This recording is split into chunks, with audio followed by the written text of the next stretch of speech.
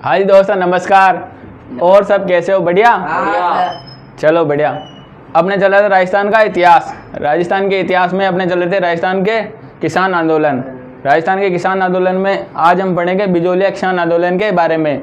बिजोलिया किसान आंदोलन के प्रथम चरण हो चुका था अपने पूरा। आज हम पढ़ेंगे द्वितीय चरण के बारे में। द्वितीय चरण कब से कब तक चला? तो 1916 से 1922 तक चला। कब से कब तक चला? 1916 से 1922 तक चला। ठीक है। 1914 में क्या हुआ? तो 1914 में हुआ हरिभाई किंकर और विजय सिंह पथिक मिलकर विद्या प्रचारणी सभा की स्थापना करते हैं। विद्या प्रचारणी सभा की स्थापना कब करते हैं?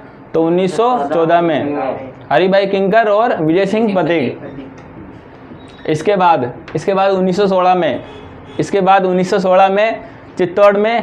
चित्तौड़ में सम्मेलन होता है जिसमें साधु सीताराम दास मिलते हैं और साधु सीताराम विजय सिंह पथिक को कहते हैं कि आप बिजोलिया किसान आंदोलन में जुड़ जाइए। तो बिजोलिया किसान आंदोलन में विजय सिंह पथिक कब जुड़े? तो 1916 में जुड़े।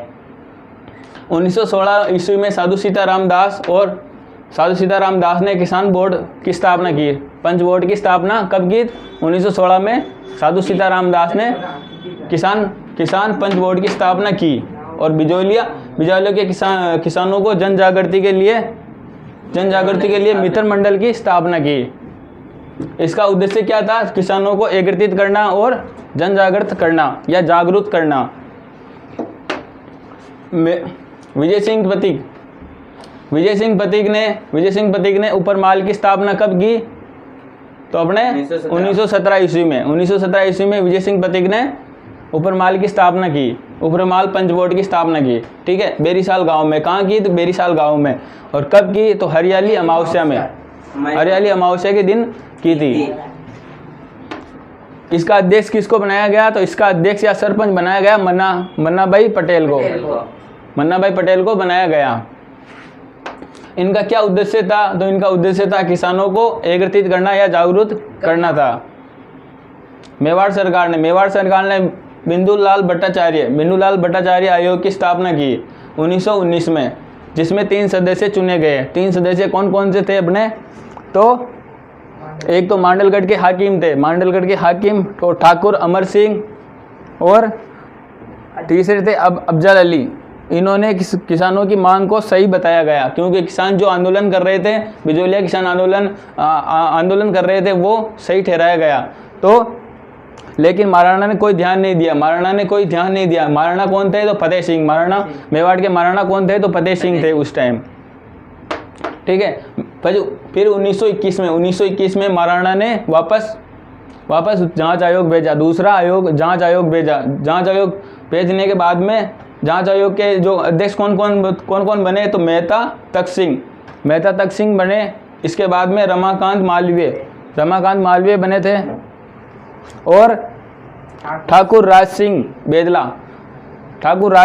बेदला बने थे, जिनको नियुक्त किया गया था। और महाराणा ने किसानों के बारे में पूछा तो उन्होंने जो दूसरा जांच गया था, अपने दूसरे जांच ने भी सही ठहराया, क्योंकि किसान जो धाकड़ जाति के किसान थे बिजोलिया के, वो परेशान थे। 84 प्रकार के कर और बेगार और लाटा कुंथा नामक कर लिए जा रहे थे। चंवरी कर थे, तलवार बंदी कर थे। बहुत सारे परेशान थे, इसलिए सही ठहराया गया। दूसरा जांच आयोग भी सही ठहराया गया।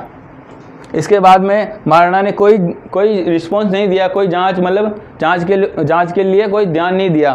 तो फिर विजय सिंह पथिक ने आंदोलन का प्रकाशन के लिए गणेश शंकर विद्यार्थी कहाँ के थे?